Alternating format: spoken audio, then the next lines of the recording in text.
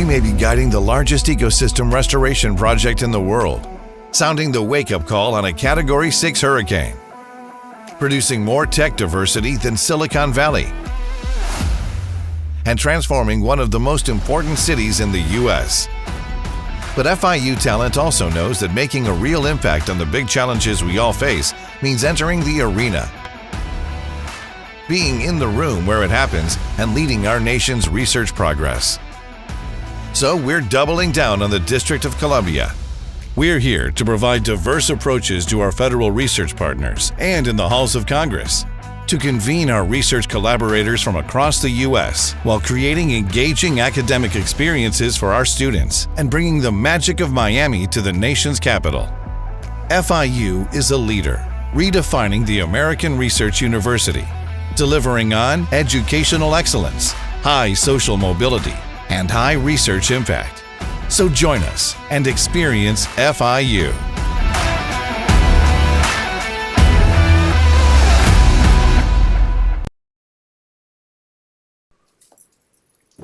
So, welcome to FIU in DC. This is a hub of Florida International University, Miami's R1 Carnegie Research Institute Public University.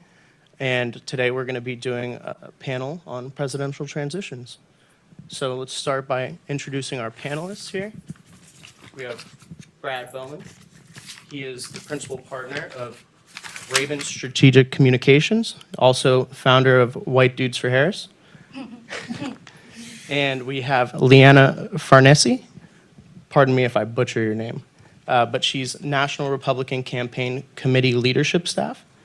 And we also... I'll call myself Cubans for Trump. that works too, yeah.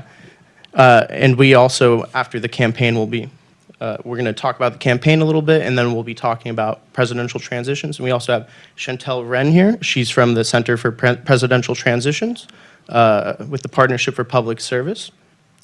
So myself, my name is Kenrick Chioka, and I'm currently interning with U.S. Representative Kathy Castor, studying political science and international relations. And I'm also a Hamilton scholar, so helping, yes, shout out our Hamilton scholars, helping FIU with their research priorities and advocacy. And if you guys want to introduce yourself, give a little bit of information about yourself, that'd be great. Oh, I thought you did that part already. Okay, so my name is Liana. I got my start in DC actually right here.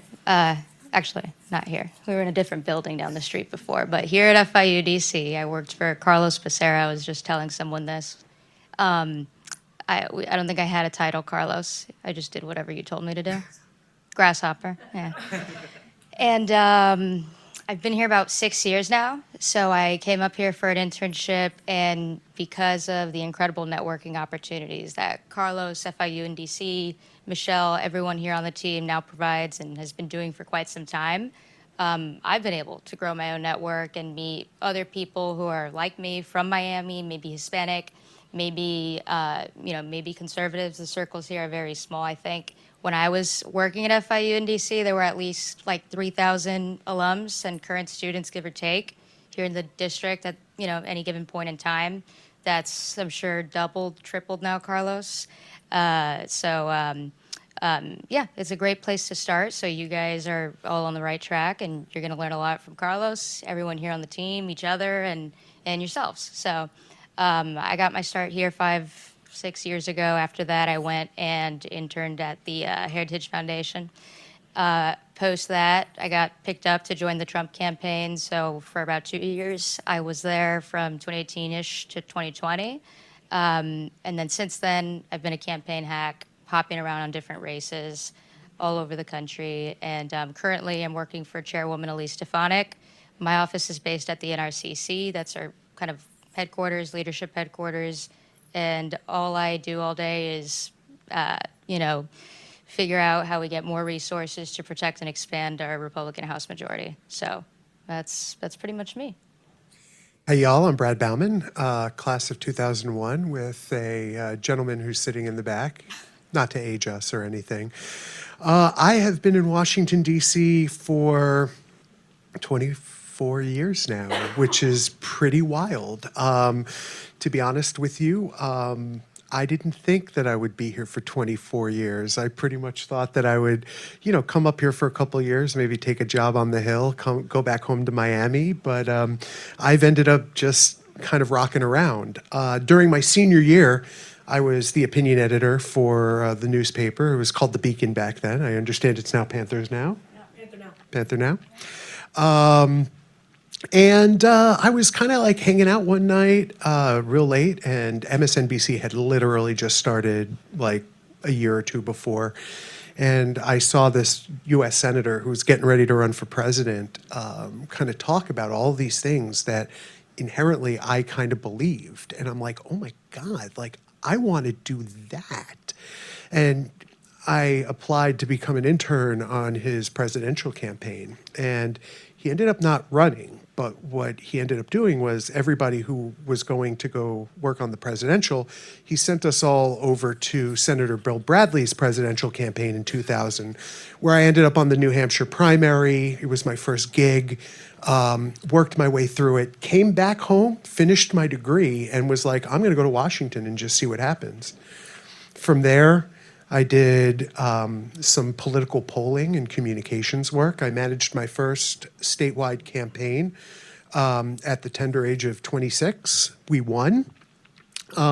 Decided that I really wanted to go to Capitol Hill and touched off about 10 years of working on Capitol Hill, both for two separate members of the House from Ohio, Congressman Tim Ryan, Congresswoman Mary Jo Kilroy. All the while, the DCCC, which is the other campaign arm, was sending me out on targeted congressional races in order to expand at that point, their majorities. And in 2010, lost a congressional race, which everyone on my side lost in 2010. So, but from there, I was asked to become the executive director of the Congressional Progressive Caucus. Worked for several years for 88 members, in which I helped them build their political power under the dome and outside the dome, worked on their legislative agenda, and worked on their communications. Coming out of there, I became a consultant. And so for the last 10 years, I've been working as a Democratic consultant for labor unions, for big campaigns, as the senior advisor for a presidential campaign. And throughout that period have, made a lot of friends and enjoyed the hell out of being in Washington. So welcome, welcome, welcome. Thank you for the background about both of your stories and how you got here. Now that we've set the foundation, Cubans for Trump and White Dudes for Harris, we'll clarify both Panther alum, so strong family on both sides of the aisle. And let's start talking about the campaign. So how do you both view the swing states in the races? We might have different answers. I don't know. Let's see. So actually, before I go into swing states, let's keep in mind that there's not just one election. We've got the House, we've got the Senate, we've got the presidential. And, between all those, there are specific targeted battleground races happening on each level. So let's start with the presidential. And rather than I answer, you answer, why don't we just, jump in? I love that. Absolutely. So battlegrounds, Arizona, Pennsylvania, Nevada, Minnesota is in play. Yeah. Yeah. Certainly was before Harris got in the race. I know that there's a lot of investment going on there right now. Minnesota's in play. North Carolina. Definitely. Georgia. I think Florida's out of it. Florida's probably out of it, yeah. Florida's out of it. What are we missing? Pennsylvania. Pennsylvania, of course. Yeah. Michigan. That's pretty much the core. Michigan and Ohio's out of it for the presidential, but it's one of the hottest Senate seats right now with Sherrod Brown and Bernie Moreno fighting for that seat. So, did we mention Nevada? We mentioned Nevada. Yeah. So, what do you want to know? How do you guys view the races? Well, it's a very different race today than it was back in July. That's for sure. It's also, at least in my experience, the most wild and unpredictable presidential race that I think I've ever seen. That's very true. I think a lot is made of the polling, and, we can all spend a lot of time looking at, this one's up +1, this one's up +3, this one's not, this one is. But I think it's fair to say that this is probably as close to a 50-50 election that could swing any way on election day that any of us have ever seen. It's that close, and it's that real. Yeah, it's tight. And, this isn't normal, by the way. So has everyone here voted ever in the past? Yeah? Is anyone going to be voting for the first time now in 2024? You are? Okay, great. Yeah, this isn't normal. Usually, like, you go through a convention and that person stays, and usually that person's duly elected. It's like a whole thing. There's, ever since 2016, since Trump went down that escalator, normal has been thrown out the window in many ways. Both parties have shifted in a way like no one ever saw coming. Dick Cheney and Liz Cheney just endorsed Kamala Harris. You can have that one. We don't want it. So there's, really interesting shifts. You've got, J.D. Vance, who many view as, a populist. And he's actually attracting many, former Democrats to come into the party because of what's happening right now overseas in the Middle East. People don't want World War III to happen. And under President Trump, no new wars were started. So that is actually increasing and growing our Republican Party in a really big way. So you're seeing all sorts of shifts. I personally have actually a lot of friends who are Democrats. Some of them haven't made the decision yet to come out and support President Trump. Others have. I have one friend who actually, she ran as a progressive candidate once upon a time, and now she never thought she'd be saying this, but she's going to be voting for President Trump for the first time, for a Republican for the first time ever in 2024. So lots of interesting shifts on both sides. To your point about interesting shifts, what we're in the midst of is truly historic because you have a bunch of different things that are making this race and this year different than ever before. There is a huge demographic shift happening. Yeah. From an age perspective, 50% of the electorate is now either millennial or Gen Z. That has a profound impact on what's happening. And one of the things that's really been kind of tough for a lot of folks like us who've been doing this for a long time to really figure out is what does that mean to kind of the traditional vote patterns? Well, traditional vote patterns probably don't mean as much anymore. Part of why the work that me and a few of my friends have been doing with White Dudes for Harris has caught on is precisely because the voting patterns are changing so much, and we are seeing shifts in groups of folks that had been kind of stalwarts of both political parties for a while, and there's a new kind of conversation that's kind of taking place because of it. That's such a great point. And here's a real life, very recent example. Kamala was just on that podcast. I don't personally won't listen to it, but Call Your Daddy, the Barstool one. Yeah. Trump's hanging out with the Nelk boys. Like, this is, to your point, like very generational shift. And it has to do with also just new media sources and, your generation, my generation is a lot different than our parents and our grandparents, that's for sure. Most grandparents maybe don't even know what TikTok is. You guys are probably all on it, or your friends are. And I think, that's one of President Trump's favorite platforms now that he posts a lot and uses. And totally different. This is stuff that we didn't even see happening in 2022. That's right. That's right. Just a cycle ago. Forget 2016 and 2020. So great point on the generational shift and the way campaigns are kind of, trying to adjust. Exactly. Trying to adjust, capitalizing, all that sorts of stuff. Great. So, Did we answer the question? Yeah, More or less. I would say so. You guys definitely talked about how there's a generational shift, demographic shift. We have Republicans endorsing Democrats and former Trump officials endorsing Harris. So definitely touched on the diversity and the dynamics of this election, especially after May and June with President Biden dropping out and Harris taking the position. So no candidate is perfect. Where do you think inroads are being made with each candidate, and what issues are the most important? So I don't really pay attention to, polls. I kind of read through them in the morning, but in terms of kind of issue polls that track what the day-to-day is looking like, what people talk to, part of my job is just to talk to people.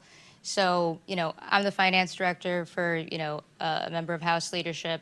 A big part, I'd say, 75% of my day is talking to donors. It's donors at all level, and it's actually donors who can't afford to donate anymore because times are tough. Priorities are, elsewhere. You got to focus on, putting food at your table or supporting your kids, your grandkids, vacation coming up and so forth. So I take my polling, I guess, just from talking to people on my day-to-day, calling my friends back home, calling my friends who moved out of home and maybe went, left Miami. I didn't mention this, but I'm born and raised Miami. We left Miami and maybe went to Tampa, maybe went to Texas. And for people my age, I'm 27, they don't know how they're going to buy a house. They don't think they can continue to live where they grew up in Miami because it's gotten so expensive. They don't know when they can even start having kids because that's also so expensive. Times have gotten really tough. So the economy is a top tier issue by far. I have friends, my boss, she represents the northern border. So she's got one of the largest districts in the country. She has the Canadian border, and, she and the people I talk to who are constituents of hers, that's a border district, and it's affected all parts of the country. And, not just from the, immigration crisis perspective, but there was just actually in Oklahoma City. I don't know if you saw the story too. Because of the very catastrophic Afghanistan withdrawal, there was a terrorist who made their way into the country, had the papers to do so, and was planning an election day massacre in Oklahoma City. People are scared. People are scared that not only, they're going to be living in a city where that's going to happen, but this issue is going to keep continuing. So the economy is important, the border is important, young people, and I think an issue that I'd be curious to hear your perspective on too. These issues, top tier issues, are going to vary, depending on the not just demographic age bracket, but the region for sure. For example, the recent storms that just devastated North Carolina and Florida. You can be assured that issue is top of mind to all those affected. That are many of whom still really need some help. So issues. I don't like to give a really clear-cut answer to that because it really depends on who you're talking to and where they're living. Yeah, at first thing I will say is the economy is going to be the driving force. And the economy means different things to different people, right? And I think that you made a lot of incredibly important points, especially around housing affordability. I think every one of us kind of knows that the economy has changed significantly. In my lifetime, in your lifetime, it's going to continue to change.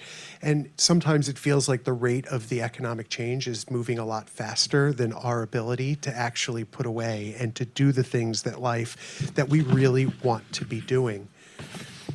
I do a lot of work with organizations who are interested in economic security, who are interested in youth voting. And we see that a lot of the economic opportunities that were available to other generations just simply aren't available to folks who are now starting to start a career, look towards building a life, and really to kind of have a life that has balance, that doesn't require you to have 3-4 jobs in order to raise a family. We probably disagree on the reasons for that, but the truth is that it's happening, and I think that everybody understands it's happening. Fundamentally, though, the question really becomes, what type of government and who are really best situated to change that reality? And also, how long is it going to take in order for that reality to change? And truth be told, a lot of what we're living with is not something that was created last year, or 2 years ago, or 4 years ago. Frankly, it's a 30 and 40-year problem. It's stuff that started in the 80s and 90s and that we're still dealing with today. And it has a profound effect on our lives. No simple answers are actually going to get us there. But the underlying economic realities are what is going to drive this election and who ultimately wins it. Yeah, that's an issue we're going to disagree on at the end of the day. You go to the grocery store, inflation, that's not a 30, 40-year issue. Groceries are more expensive. Yeah, but and they're more it's expensive also price than they were. gouging. I mean, it's price gouging. It's not inflation. It's price gouging at the pumps. It's price gouging in the grocery store. It's large corporations that are making tremendous amounts of money that, frankly, they're doing it on the backs of folks that their wages haven't kept up with them. And that's the truth. It's, coming out of the pandemic, a lot of companies said, we lost a lot of money in those 2 years, and we're going to recover that money by jacking prices up to a point where things become unaffordable. And, it wasn't fair. And frankly, it's something that I think we all wish we would have done something quicker about. But that's not a market force. That was an active decision that was made. You see, I've never actually heard the price gouging argument, but it's interesting. I guess the corporations and the price gougers were just intimidated by President Trump, and they just didn't do it during his administration because groceries were much less expensive during his administration. But we'll do the next question. So I would say definitely agree to disagree on certain issues. But And this is healthy. yeah, This is yeah, healthy. It is, definitely. absolutely. Because when I was in college, I was in this class. It was called the Political Cycle. It was pretty cool. It was in 2016, which was a fun year, and I think I was the only conservative in that class. And I didn't know that, but one day the professor just asked us to raise our hands. So who's voting for President Trump? And I just raised my hand, not thinking, and I was the only hand raised. And, that didn't, it was a great class, and I had a great professor, and it was a great, even though we all disagreed with each other, we had healthy debate. And I explained my views and the reason why I was going to put my vote in one place, and others did the same, and we didn't disagree. But it is important for everyone to hear all different perspectives and not to be just pigeonholed into this one way, one line of thinking. Democracy doesn't work if it's one-sided, Exactly. and it never will. And the brilliance of the system that was created is that it created a marketplace of ideas, and it's that marketplace of ideas that ultimately should result in the best possible outcomes for the most amount of people. So I think we really underscored some of the different issues and the pertinent issues. Working with Congresswoman Castor, I definitely see the importance of continuity with government, and I think this would be a great time to bring in Chantel, talk about the actual transitions and how we can go about doing that from a non-government perspective. So please join us. Yeah. Join us. In between white dudes for Harris and Cubans for Trump. I think this is a nice symbol of a career public servant by trade and heart, where I'm in the neutral middle. So Switzerland. Yeah. if you want to just give a little introduction about yourself. Sure, what I'm you actually do at the Australian, but Partnership for Public Service. Switzerland sounds good. I was thinking to myself, a good career public servant always has their notes with them ready with a briefing book. So my name's Chantel Wren. I am from Australia. I've spent my career in state public service in a state jurisdiction in Australia, where I worked on a range of public policy issues, public administration, and then prior to taking, it's sabbatical here, not long service. We call it long service leave, but essentially taking a leave of absence from my career to do something else, I found my way across to Georgetown, where I did a leadership program there, and stumbled across the Partnership for Public Service. And in my last government role, I was the director of the Cabinet Office in Victoria, and we oversaw everything from the cabinet process. The cabinet works a little bit differently in a Westminster system than it does here, but managing essentially the government decision-making processes from anything from policy direction, budget proposals, legislative proposals, and things like that. A little bit different here, a little bit more chaotic, perhaps, or maybe it's just what you know and what you're used to. So that's kind of where I got my I guess, love and admiration for what it means to serve the public. And so that's where I started, and that's where I evolved. And part of my role there, which is where I was getting to, was providing advice for incoming and continuing administrations. In the state of Victoria in particular, there are, it's term limits, so every 4 years. It's not the case necessarily federally, but we would essentially prepare the advice about the policy proposals, not so much the people. You don't have the political appointee approach that you have here. If you say you work for government in Australia, you're a career public servant. The political advisors and appointees are in the political arm. They're working directly for essentially Congress, I guess, would be the equivalent here. So that was part of my role, was to set up essentially advice around how and implement the decision-making processes for government's decision-making processes.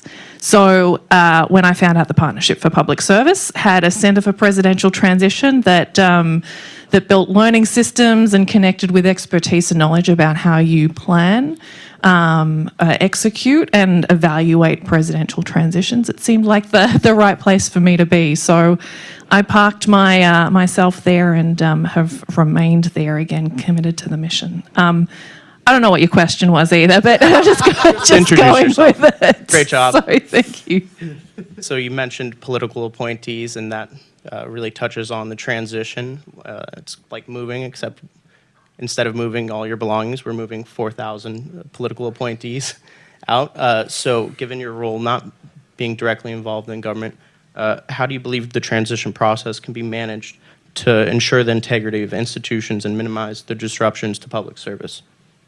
Yeah, well, I think inherent in a presidential transition process, which I make the distinction from a political process, from the election, is that it gives you structure, roles, requirements that are apolitical, that in some ways I don't think it's overreaching to say require that preparing for office is done thoughtfully. It's done with national security and continuity of critical operations in mind. With a period to be able to prepare, and again, close to my heart, with roles for the career public servants to provide that support to think ahead, to be ready for day one.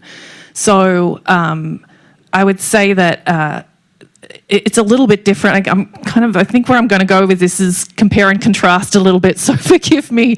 But in Australia, the work to prepare for a new administration is done almost exclusively by the public service, whereas here you have a presidential transition teams that are set up outside of government as 501c4, like a non-profit organisation essentially, or a non-government organisation to do that planning. So to your question about how do you maximise continuity, I guess, and safeguards, I put faith in and have seen the law that provides the expectation, the requirements for how that is done, ultimately in service to the American people.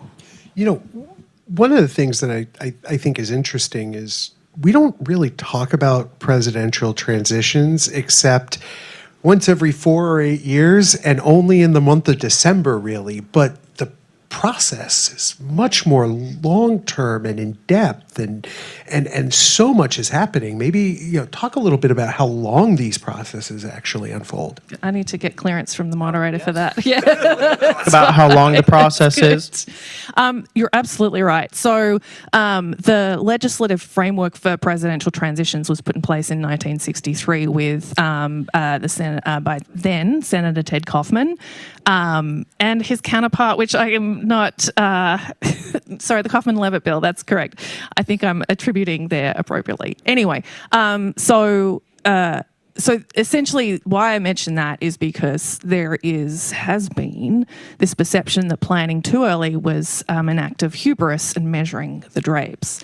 So since that night, that original legislation and subsequent revisions to it, it required planning to take place earlier, both by those outside of government, transition teams, as well as particularly and in government, from the appointment of a federal transition coordinator to establishing a council of career officials that will lead planning, to setting up a White House transition coordinating council that will essentially provide the direction and the coordination of for government with transition leads and the candidate teams, essentially. So again, I'm habit of not answering the question asked, but you're right. So much of that is not necessarily seen or understood. It's not always a bad thing, I think, because these days anything that's like within the realm of like 6 months of an election just seems to get all washed up in the one bucket, but it's not the case. And so,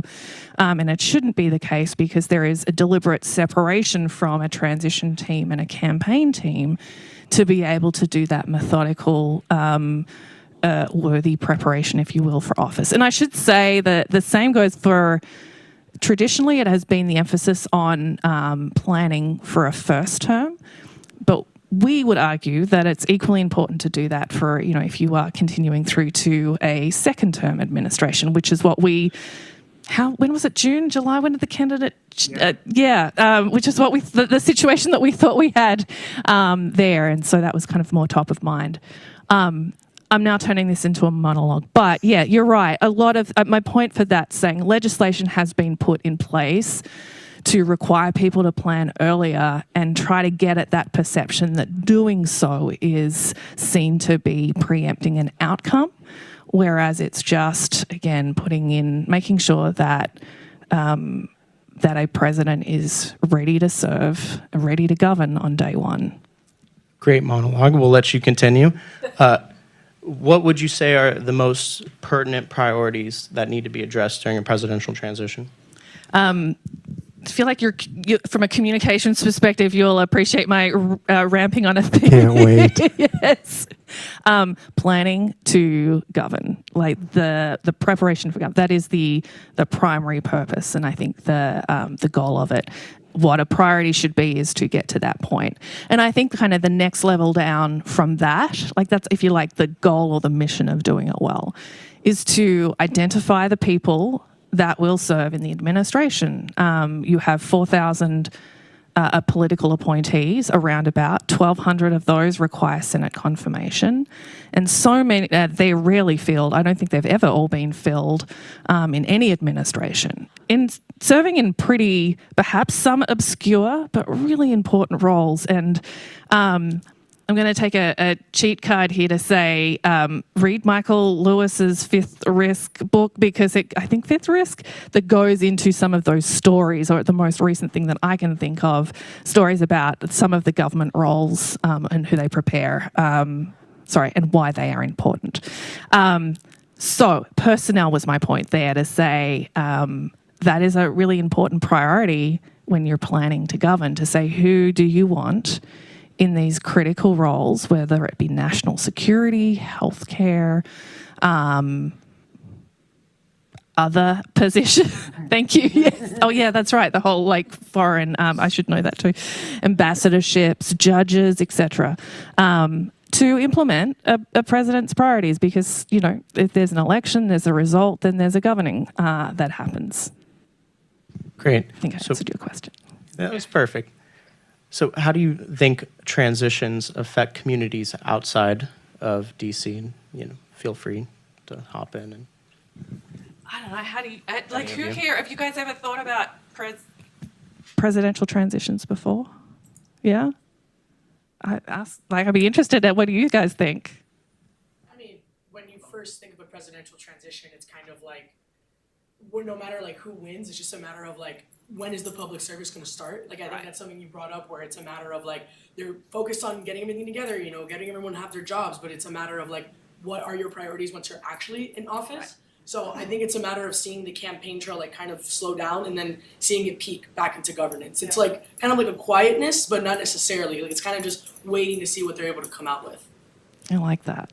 Lets me pivot back to my favourite topic of federal career public servants, because they're doing that. So, for example, the law requires that career officials are identified to serve in political positions, vacant political positions, for the purposes of planning for continuity. Others as well, but September 15 is the date that needs to be required for the purposes of the work continuing, I guess, in preparation for incoming, for sure. I don't know if other people have had, like, from where you're sitting, your experience with a transition as opposed to an election. Well, if you allow me to tangent for a second off the government side, y'all have no idea how Washington changes in a transition. You know, the 4,000 folks who come in, 4,000 folks are also probably moving out. The whole housing market changes. People put houses up for sale differently. You're going to see this in November. Yeah. Oh, it's wild. And then when Kamala loses. I'm just kidding. Not, Carlos, please don't get me in trouble. But it's absolutely wild what happens. Restaurants change. Whole neighborhoods transform in Washington. I've been through enough of these to know that, like, the whole city changes. It's really wild to watch.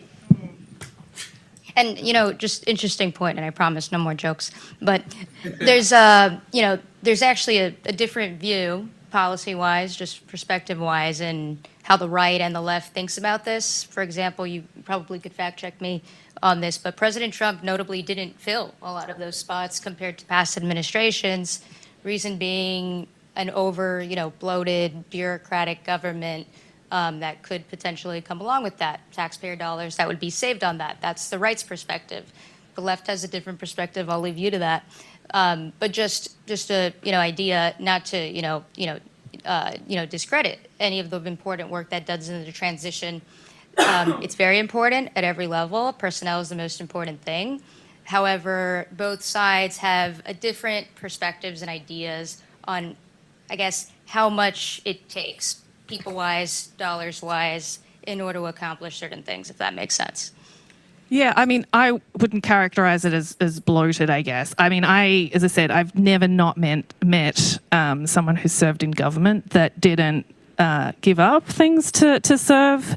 Financial disclosures, vetting requirements, ethics, compliance. Like, people could make a lot more money in the private sector, quite frankly, and have a lot of people that have. So I guess I have a real deep respect for those that do serve. Don't take me wrong. It's public service. So anyone who is serving their country is serving their country. So I don't mean it in that way. I just sort of mean both sides have different ideas of how much it should cost the American people. For sure. Yeah. And so I guess the other thing that, and our organisation has done some research here, is essentially the longer that it takes to confirm people. So you're seeing a lot of the delays in the Senate confirmation process that has gotten progressively worse. That I think don't relate necessarily to political means, but they're processes, people have views, compositions of committees change, etc. So again, not an expert in that, but I think it was, I hope I don't mangle this, don't quote me on this, like 191 days on average to get an appointee confirmed, which is like a really long time when you think about coming back to why the purpose of what a transition should be is to get people ready to get into government. It's not great. Like, that needs to speed up, shall we say. So, yeah, off of that. Great. So we touched on really how it affects the public, the community, external stakeholders, right? And let's talk about how an incoming administration can engage with the public and external stakeholders during the transition, and what are some effective ways that the transition team can engage?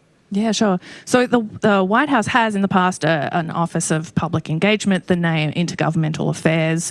The name has changed, as has where it sits specifically in the White House. But that's one area where the mission of that office is to engage with the public and different stakeholders about their ideas. So I would say that is kind of baked into a White House structure about public engagement. You're seeing that on the campaign trail now with, to these town halls, reaching out, etc. I think once the election result is known and then you move into formally the transition period, the successful candidate will set up a transition website. So I'm using this as one of the examples that the public might want to engage and how a transition team seeks to register interest to be involved in serving. So that's more from the application, interested in getting a job, if you will. And then there's policy papers that get written. There are organized, like DC is, what I love about DC is that you have such an array of really rich organizations. I don't mean money-wise, but in terms of knowledge, you have that too. Smart people that know a lot about a lot, whether from a range of policy issues. And so what you see kind of post-election into the pre-inauguration phase is a lot of those organizations releasing policy papers, position papers that, might seek to influence federal funding in the way that you do, like to say, we think that government should consider this for the budget request that happens kind of in that, this is one of the kind of the first major pieces, apart from the State of the Union, that happens post-inauguration. I digress. So, but yeah, essentially policy papers, positions, White House engagement, communication from a successful candidate about how to serve. Those are some of the ways that I've seen the public can get involved and become aware of, engaging in the process. Great answers. So let's move away from this a little bit. We've discussed the campaigns and presidential transition. Let's talk a little bit about your careers, some challenges you might have faced, and really how you overcome those. Feel free, anybody, take this question. Well, with 19 days left to the election, every day is a challenge. It's a lot. What was the question again? How you really conquer challenges. Okay. How you overcome them. Well, when I was an intern here at FIU DC, Carlos's Grasshopper, I was looking for a job. I was looking for my next job. That was my biggest challenge at the time. And it was a ticking time bomb because every day that passed, you got kind of closer to that last day of the internship and you're, panicked because you don't want to, maybe you got an offer somewhere, but you're still waiting on somewhere else and you're trying to time it perfectly. So, you make the moment and get to kind of land your dream job on what's next. So how did I overcome that challenge? I leaned on friends of FIU DC. That's my cheesy answer. Carlos didn't pay me to say that. It's true. I got coffees with different alums here in the city. When I was, I actually got a coffee with someone named Elena Ramirez Richardson, and she worked at Heritage, and I ended up going to Heritage after I left FIU DC. And she was from Miami. She was also Hispanic, I think Cuban, Puerto Rican, and she was working there at Heritage. I got a coffee with her, and it's really just those very organic and actually maybe not organic because FIU is going to help you make them, but inorganic connections that FIU is going to help create a path for you to meet more people in here. Learn about what sort of jobs you do want, sort of jobs you don't want. I encourage you to get coffees and whatnot, meetings with people outside of whatever organization you're currently at. So if you're not on the Hill, hit up people on the Hill, get together with them, see what it's like to be on the Hill, see how they like it, see how they got there, see what sort of internships they took or, jobs they applied for, didn't get, so forth. So learn from other people who maybe are in the job that you want or would be interested in kind of checking out and looking at in a couple years. And, just learn. Be very open, be a sponge, learn as much as you can from everybody. You touched on something that I want to kind of riff off of, which is the organic nature of things. it's very easy to think that there is kind of like a ladder that you kind of go up, and that each rung of the ladder, you're kind of like going to progress in your career. What? I know. Did you know you'd be a consultant one day? You know, when I was a kid, I used to say to myself, I just want to be a political consultant when I grow up. Sorry, Ted, my mum reminded me the other day that apparently when I was like 8 years old, I talked about wanting a briefcase. Oh my God, that's amazing. None of us thought we'd be doing this. Like, That's right. okay. Sorry, ladder. No, but the truth is that you, throughout your career, you are going to find yourself in positions where you are just going to zig in a direction and you have absolutely no idea where it's going to take you. Don't think, especially in your 20s, don't think that like if you take a job that sounds really good and that like you're gone in like 6 months, that's like some sort of failure, because it's not. Try things. Find your place in the ecosystem. Politics is very weird in that, unlike a lot of other career paths, if this is something you want to stick with, there are a lot of niches. There are a lot of things that you could find yourself doing that you are the best at and that you're needed in. And like, it took me a little while. I remember after I won my first congressional race by a margin of 2,311 votes, which, by the way, those sorts of numbers in your career, you will remember to the day you die, right? Like, man, I won a congressional race, 2,000 votes, Lord. I thought that the honest to goodness next step was going to be, I'm going to go work at the DCCC, with the Democratic Congressional Campaign Committee. And that's my path.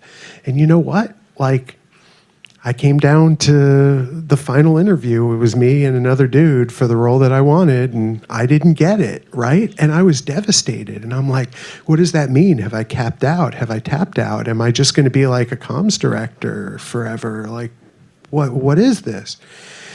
2 years later, I'm the executive director of the Congressional Progressive Caucus, one of the most powerful staff positions on Capitol Hill. It was wild. You don't know where your career is going to take you. So be organic, take chances, and don't worry about checking the boxes, because you will find yourself in some pretty wicked situations. And you're going to make mistakes, and you're going to make bad decisions, and you're going to be in a job maybe one day and you're going to say, oh, I hate it here. Yeah. What am I doing? I need to leave right now.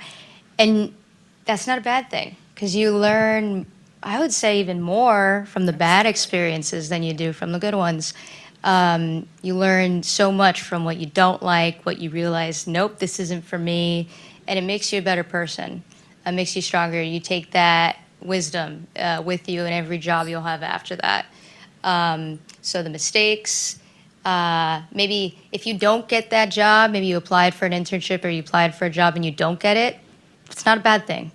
It's not a bad thing, because number one, you should let that feeling drive you to get the next thing that you go for. Let it drive you, let it push you to work even harder and apply to more jobs. And, don't think like, let's say you apply to like a White House internship or something. Let's say you don't get it.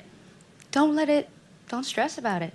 You move on to the next thing, because it's all going to work out. You said this earlier, there's no cookie cutter story for anyone in this town, for anyone in this room, anyone at FIU. We're not cookie cutter at FIU.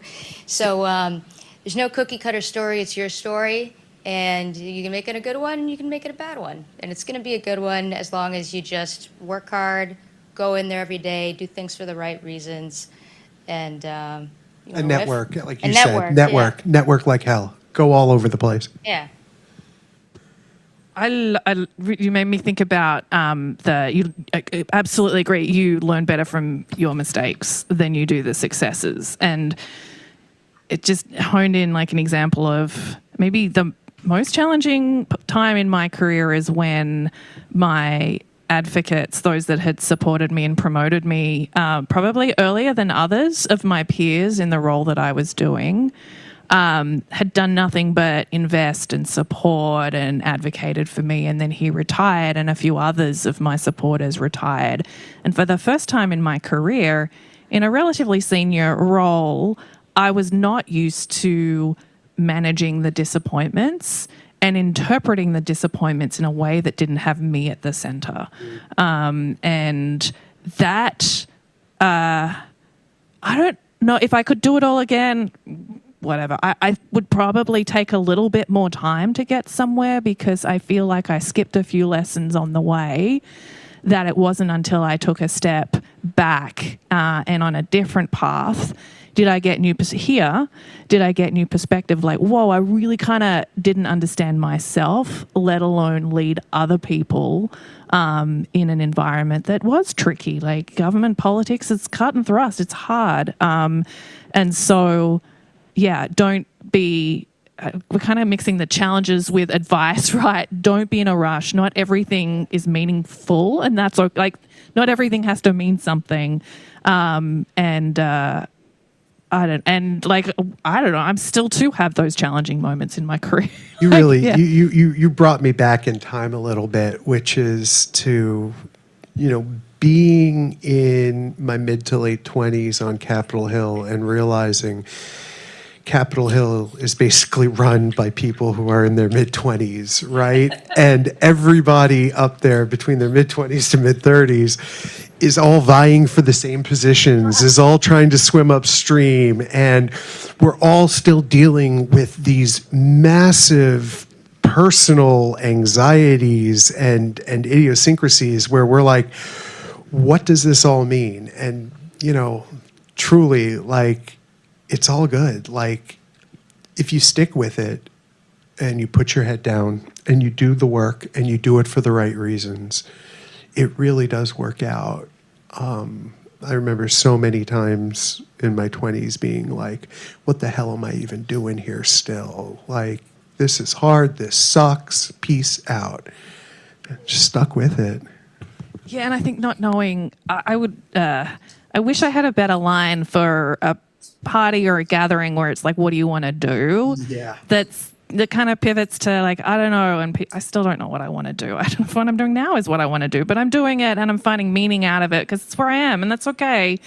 I feel like I've had to wrestle with my ego about what it means more than anything else, because I loved saying my title at a party because it made me feel a little, like, honestly, a little bit better than others, and it wasn't the case. But I don't think I'd grappled with broader experiences to point me to other things that were meaningful.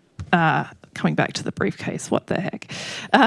Speaking of things that I'd invested in, so I'm not entirely sure what my point is, but it's okay not to know and to take the time. And for what it's worth, when people say it's really brave to be yourself, I think it's really brave because you have to choose every day to be okay with your decision. And the noise outside you and I still find it very loud. Should I be where I am? Have I regressed? Like, am I taking too slow? Other people have more. But just going through the kind of the list of things. So to be yourself means asking you those, am I okay with where I am? Yes, I am. Okay, good. We're good. And like take that with you, and I forget it often. And I feel like I still haven't learned the lesson. So it's okay. You got time. In 2001, when I first moved up here, I had a chance to have a situation just like this. And guy sitting up here was a guy by the name of Peter Fenn, who was one of the gentlemen who basically invented political advertising as we know it. He had been operating since the Kennedy administration, like old hat political consultant guy. And I remember my question to him was, that little voice inside your head that says, I don't know what the hell I'm doing, when does that go away?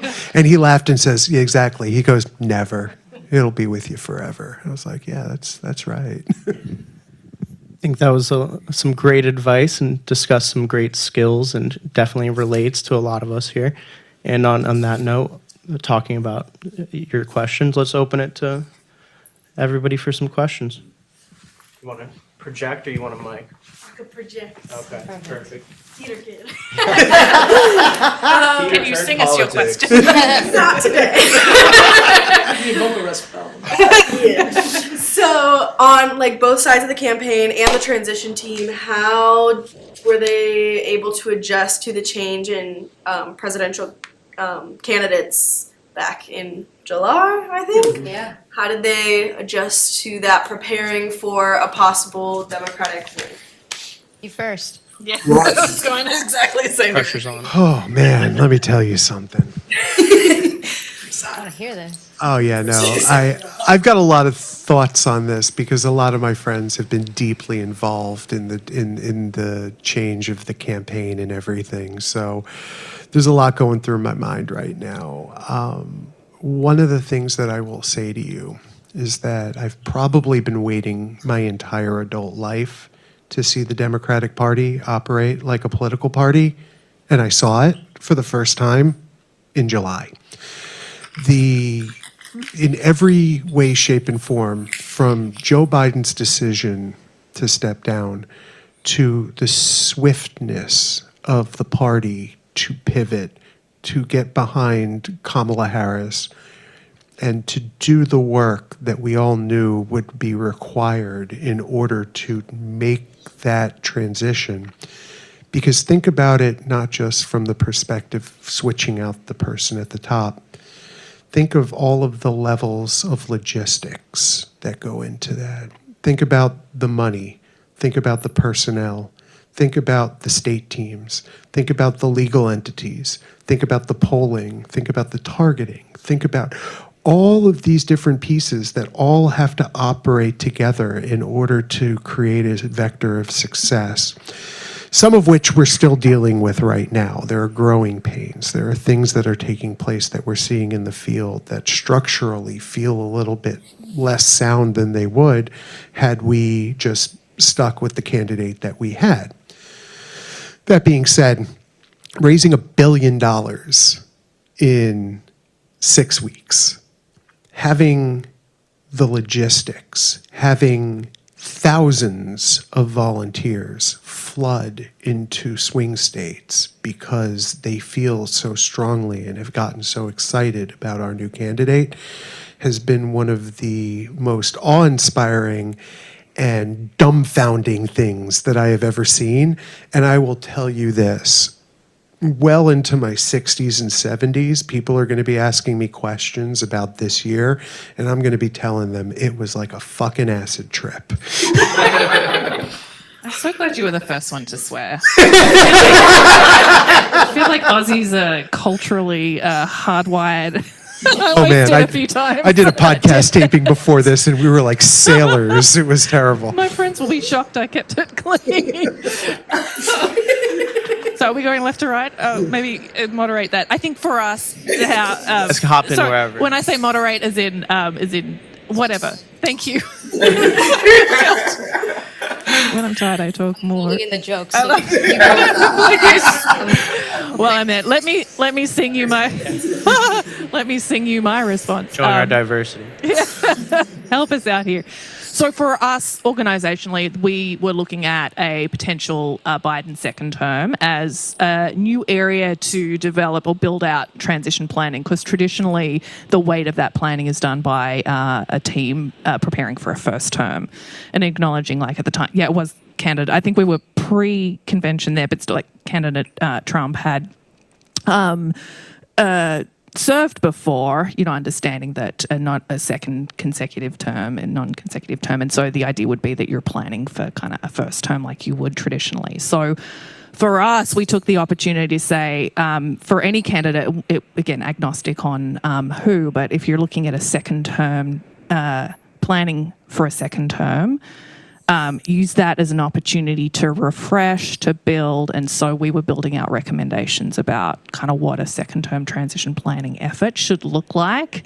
The idea being it should be as thoughtful and as fulsome and as planned as you would for a first term. And so we, inside baseball, when the candidate changed, the person that was, when Biden dropped out of the race and Harris came in, the person that was leading that that report were like, sorry. We had to kind of, like, what we had planned for that, we had to change strategy because it was no longer directly relevant in this cycle. So organisationally for us, that was just a little anecdote about how it changed our thinking about planning, because we were kind of looking at I guess with Harris, it's kind of a hybrid because she, is the incumbent VP and et cetera. But that's for us how it changed, how it impacted. Does anyone watch SNL? Yes. Yes. Carlos, please help me. What's his name? Dana. That impersonation is so spot on. Like, I could really think it was Biden himself on SNL. And you guys can't even help but laugh. It's true. So the question was, how did it change from both? So that first debate with President Trump and President Biden was really the catalyst, I think, I would say. And it was interesting because, that debate happens, and it was, raise your hand if you think Biden lost. Wow. Yeah, that's an overperforming poll. So, after that debate, it was crazy because, like, all the pundits, it didn't matter if you were watching CNN or MSNBC or what it was, they all, like, had the talking points, and one by one, they just start smearing Biden on national TV. I was personally very confused. I didn't know what was going on. I was like, oh my gosh, these are his friends, his allies. Why are they turning on him? And then, lo and behold, a couple weeks later, he's gone. Kamala's in. So, I think everyone was shocked on both sides. People were asking me back then, do you think they're going to do the pull a switcheroo? And I was like, I don't think so. No way. Like, that doesn't happen. But we're not living in normal times.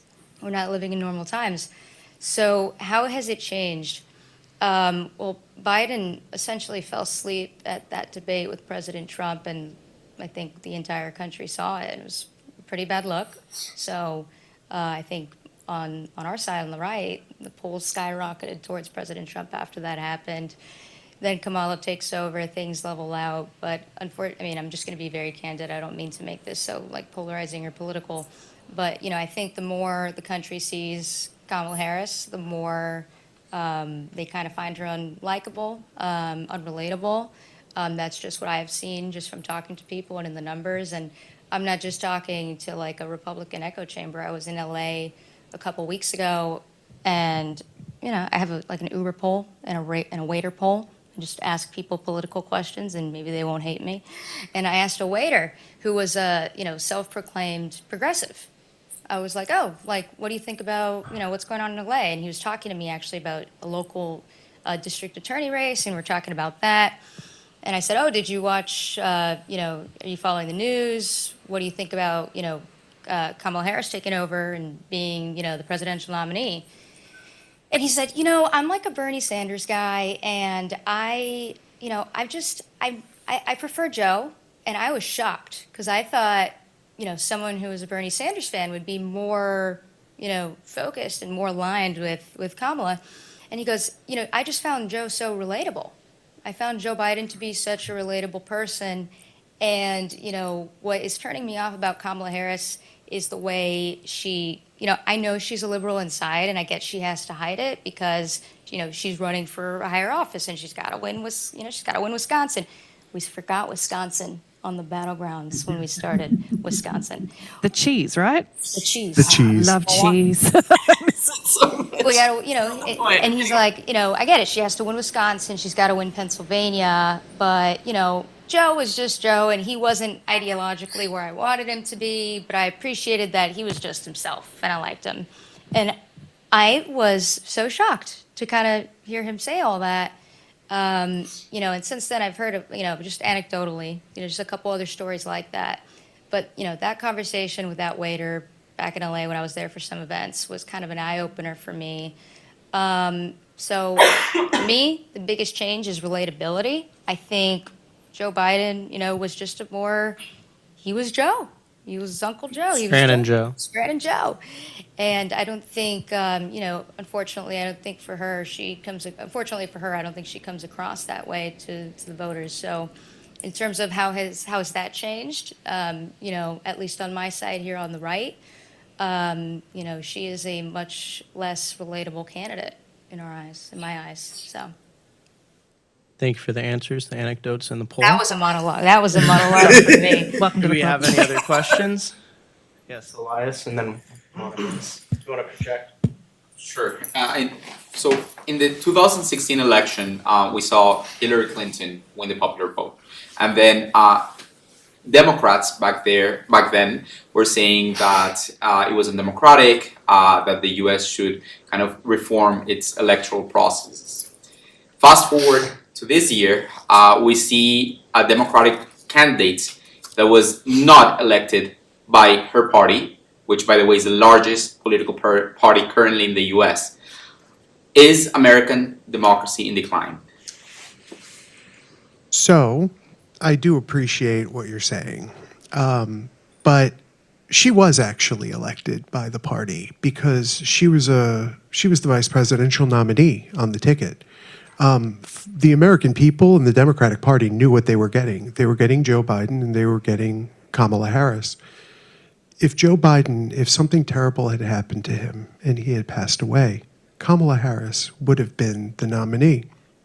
That is the truth. She would have been the president of the United States. The fact of the matter is that the transition between the two of them was not just an expression of the democratic process working, but had it been anyone else, I would have agreed with you. And in fact, I was making that argument internally in conversations with folks, where when the conversations started to occur around, well, if Joe goes, who is it going to be?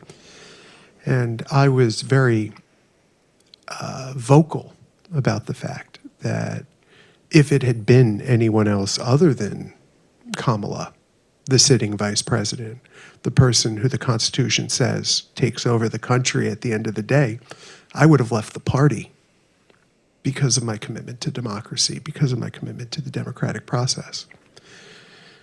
Your question still stands. I don't think that the transition between Biden and Harris is necessarily a indication of a democracy in decline. I think there are other things that we could point to that suggest that democracy might be at risk.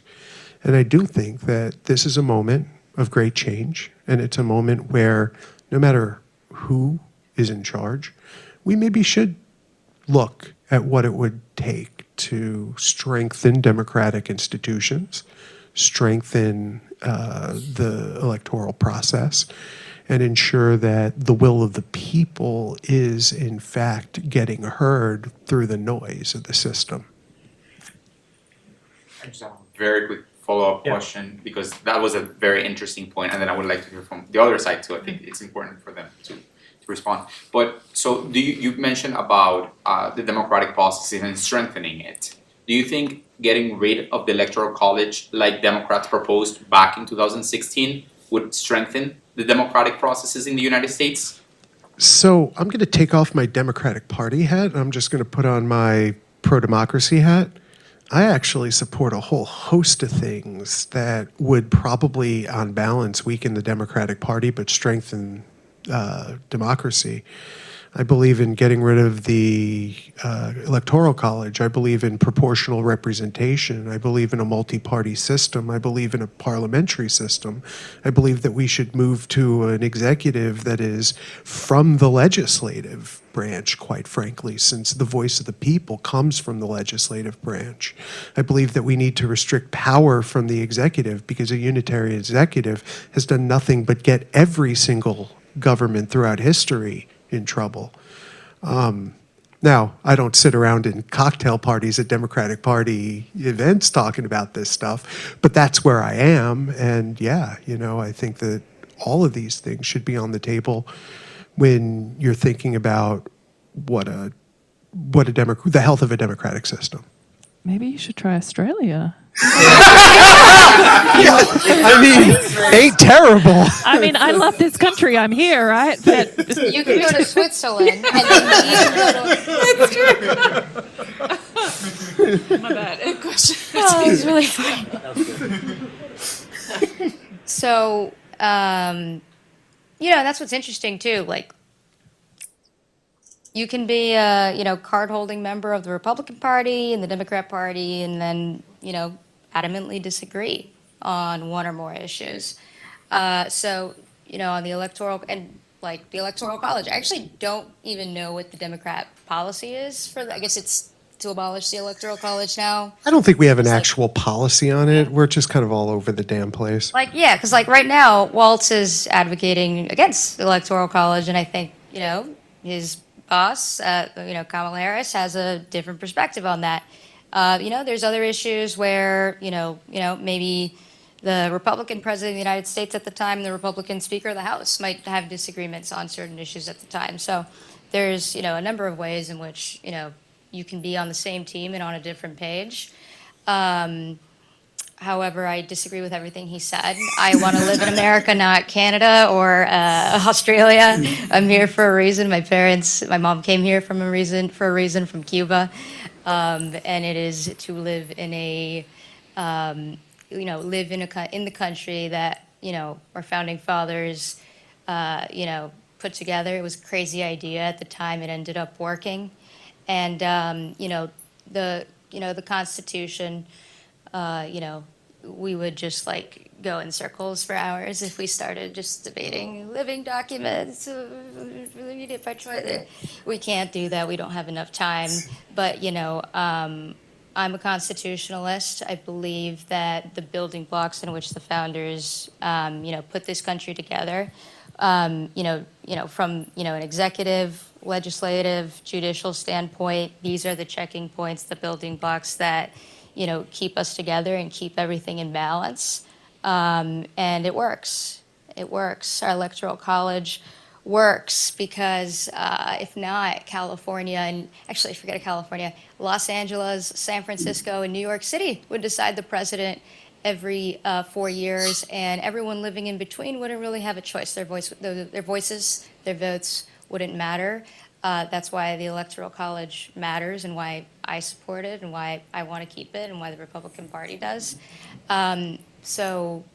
But we disagree, and that's okay, and that's healthy. And we can talk Progressive about it hat here. and the conservative hat. Yes. So yeah. both sides. And then, Yeah. and then Monica, you had a question? Yeah, thank you so much. So let's do Monica and me and then start chit-chatting. First off, thank you all for being here speaking to us. I really appreciate it. This is my first time living in DC, so I'm really grateful to be part of these conversations. This will be my second time being old enough to vote in a presidential election, and I'd really love the perspective of people who have lived and worked in DC. And we touched on this with like presidential transition, a lot of it we don't see, it's behind the scenes.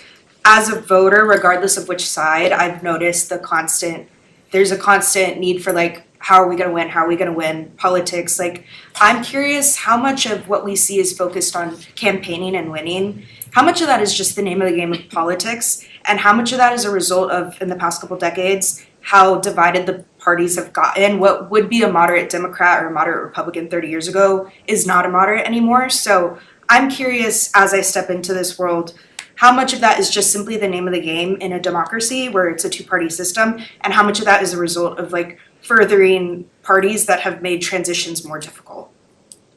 That's a loaded question. I don't even know how to begin that. Sorry if it was. No, it's a great question. I'll give you the hard one first. I appreciate it. It's actually a very, very good question. It's and an there's a lot of excellent points there. question. I'm probably gonna. So I feel like I came into Washington D.C. I moved to Washington in the summer of 2001. So legitimately, I was here like 3 months before 9/11. That's like when I moved here, and I feel like I caught the tail end of what Washington was versus what Washington would then become. Washington has changed over the period in which I've been here. It has become more stratified. It has become more combative. And there was actually a time when it wasn't even just a matter of ideology, but like a lot of members used to hang out together, regardless of what party they were in. They drank together, they played cards together, they understood one another, they talked outside of their time on the floor. That's changed. Even in the same party, they do that Yeah, sometimes. no, that's exactly right. Congress has changed. People are in a rush to get home. People are in a rush to get the hell out of here. You guys see it, you know.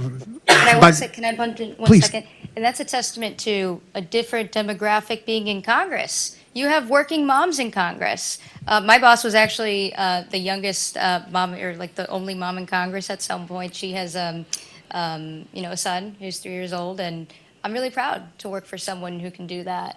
It's really important to have such.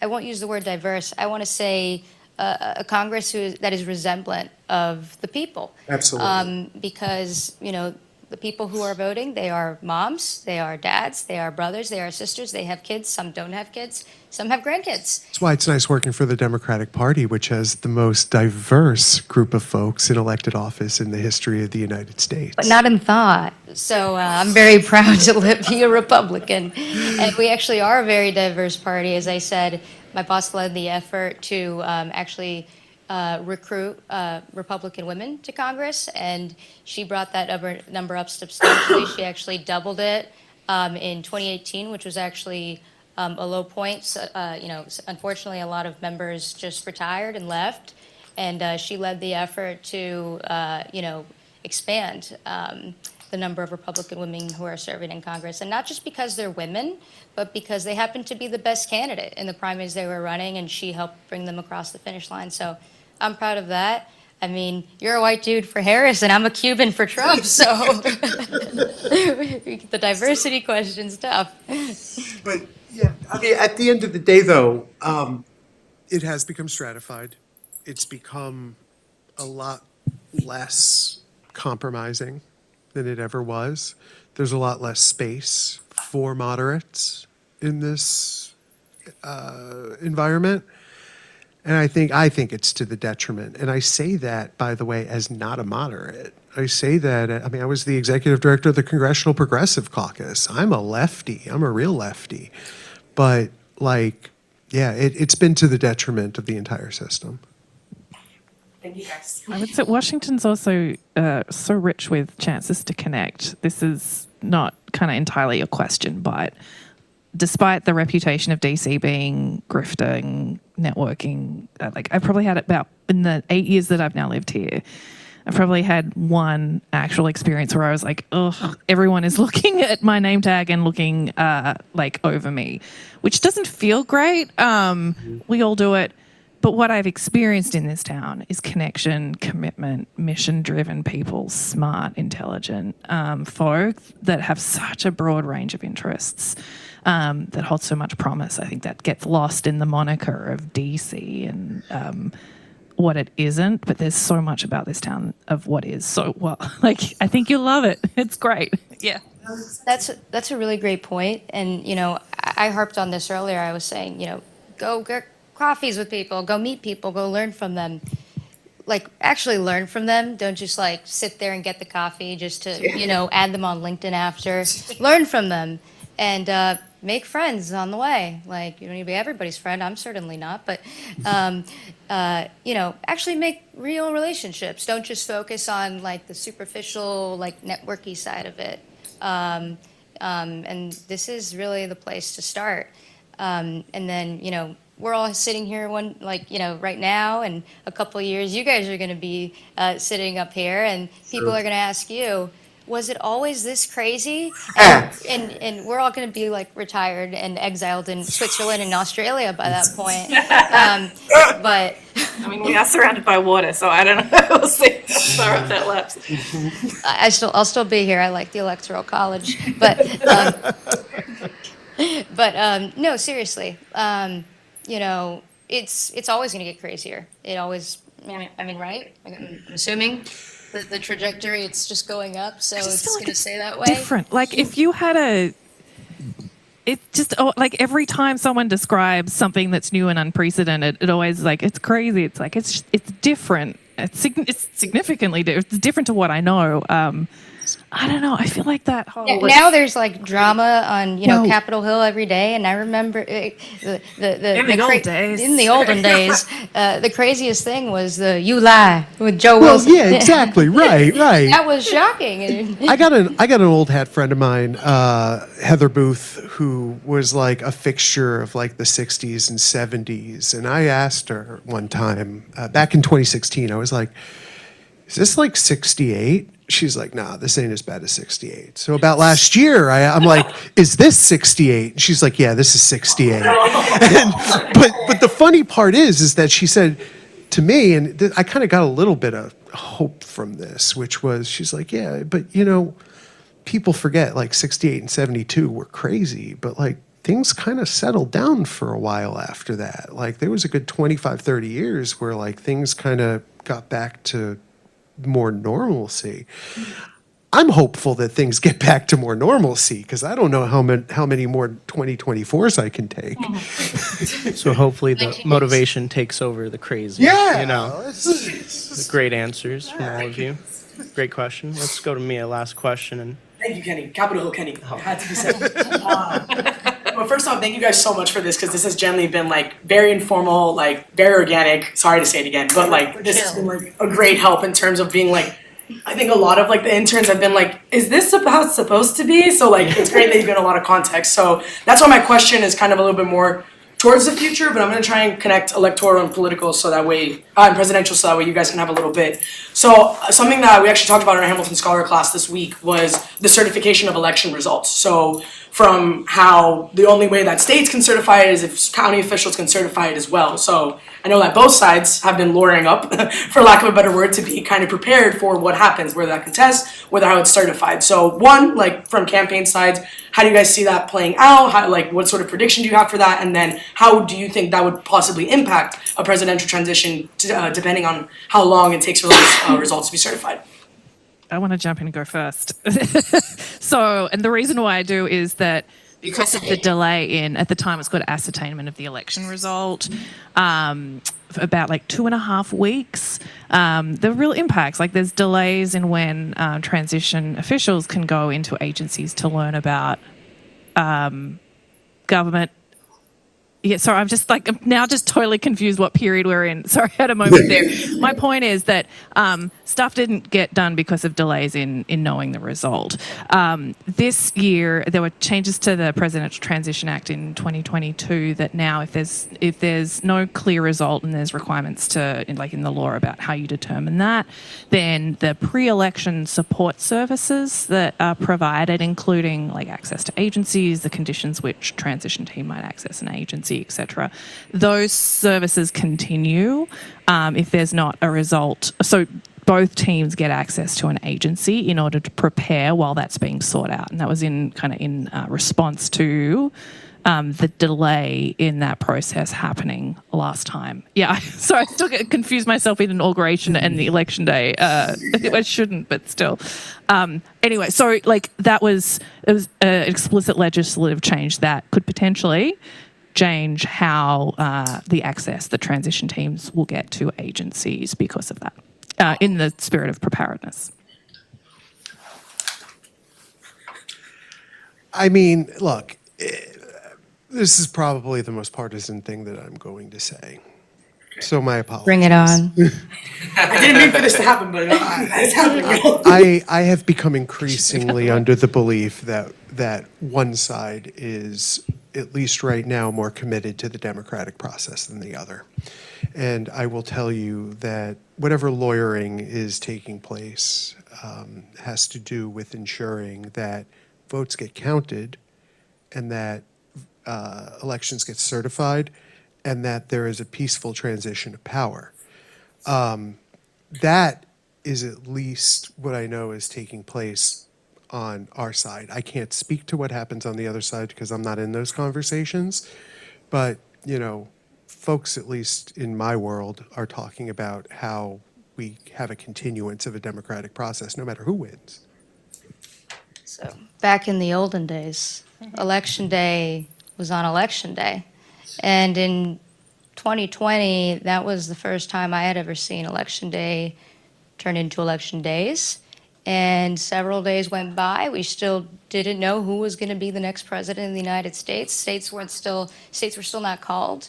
It was, as the buzzword was at the time, an unprecedented time. What do Republicans want? Republicans just want a free and fair election. And anyone who's from Miami can relate to this. If you're from Cuba or you're from Venezuela, you see like what Maduro just actually did recently. Or a Jewish family from Russia, like mine. Yeah, amen. That's right.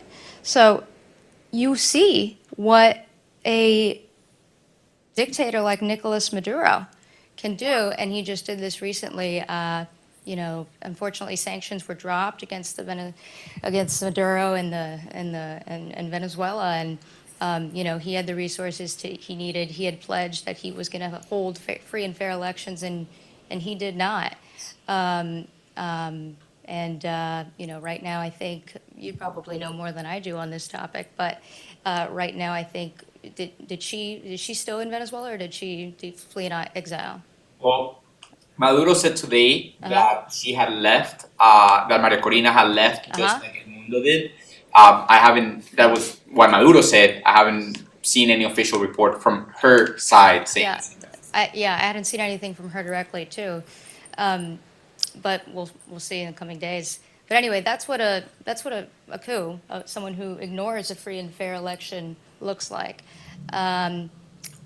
So anyway, to answer your question, all Republicans want is for every legal vote to be counted and for a free and fair election to take place. And it's important for the rules to be followed. So, for example, in COVID, during that time, there were a lot of rules that were changed while the game was already in session. Mail-in ballots, for example, that is a very battle-tested method of voting. It's been going on in Florida for quite some time. It's not really something that you can expect to run seamlessly if you prop it up overnight, like was forced to be done in certain states all across the country, including Nevada. Forced to be done because Donald Trump was asleep at the wheel during the COVID epidemic, and so folks couldn't show up to the polls to vote safely. And because of that, there were several, 1,000 votes that were mailed in, and the process was taken advantage of. We'll never really know the extent of what occurred that cycle. But I hate to say it, I don't want to talk over you, and I do apologize, Go for but it. plenty of research has been done, and you're wrong. There are no discernible acts of voter fraud that took place in 2020. That's demonstrably false.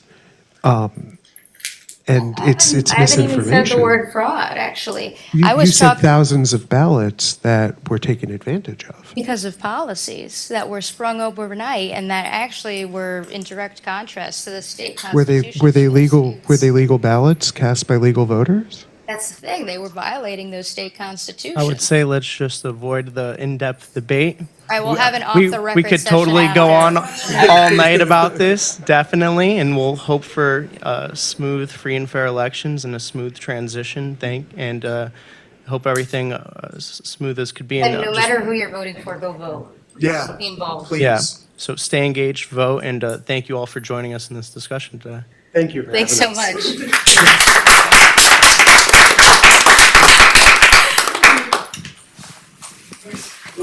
Everybody off the record.